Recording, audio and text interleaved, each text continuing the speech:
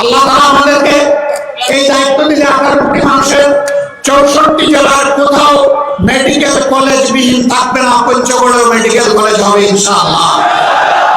বলবেন এত টাকা কোথায় পাবে? ওই যে চুরি করে আমাদের দেশে নিয়ে গেছে, ওগুলো ওদের পেটের ভিতরে হাত ঢুকে আমরা বের করে আনবো। আর আগামীতে কাউকে আর চুরি, আমি বিশ্বাস করি আজকের এই জনসভায় শহীদ পরিবারের সম্মানিত সদস্যরা আছেন, জুলাই যোদ্ধারা আছেন, 71-এর বীররা আছেন। আমরা আপনাদের সকলের কাছে ঋণী। আমরা সর্বশক্তি দিয়ে আগামীতে দেশ সেবার সুযোগ পেলে, সরকার গঠনের সুযোগ পেলে আপনাদের ঋণ পরিশোধ করার চেষ্টা করবো ইনশাআল্লাহ।